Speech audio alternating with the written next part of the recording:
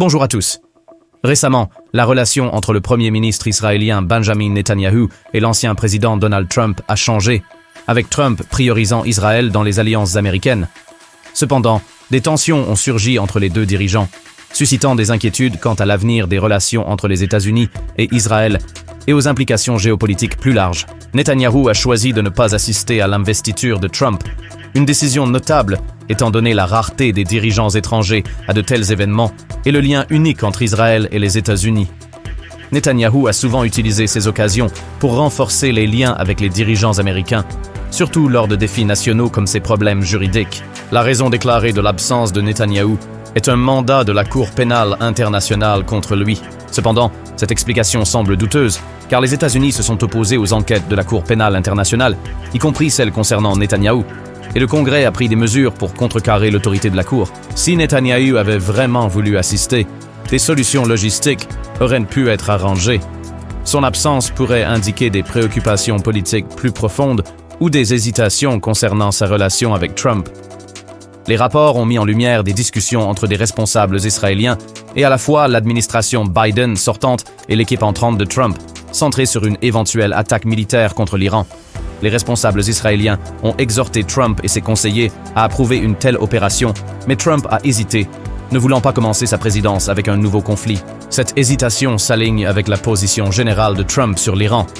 Bien qu'il ait adopté une position ferme contre le régime iranien, notamment en se retirant du plan d'action global conjoint et en imposant une pression maximale, il a évité la confrontation militaire. La réticence de Trump à agir face aux efforts de lobbying d'Israël a peut-être frustré le cercle intime de Netanyahou. D'autres preuves de tension ont émergé lorsque Trump a partagé une vidéo du professeur Jeffrey Sachs critiquant Netanyahou.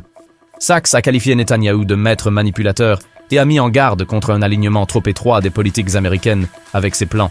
La décision de Trump de partager publiquement de tels commentaires suggère un effort pour se distancier de... Cette décision a suscité un débat important dans les médias israéliens, où elle est perçue comme une offense envers Netanyahou, alors que des griefs personnels, tels que le sentiment de trahison de Trump lorsque Netanyahou a félicité Biden pour sa victoire électorale de 2020, peuvent expliquer leur rupture. Le tableau plus large suggère une réévaluation stratégique de leurs relations.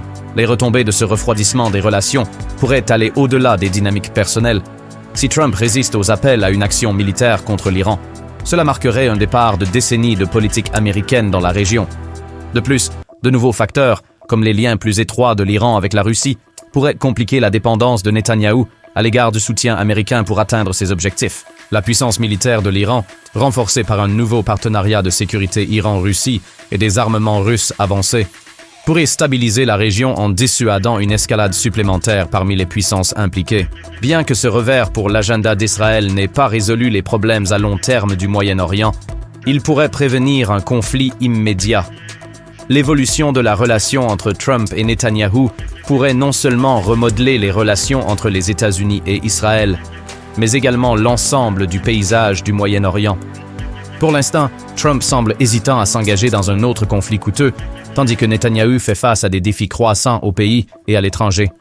Nous continuerons à suivre ces développements pour leur impact sur la stabilité régionale et la géopolitique mondiale.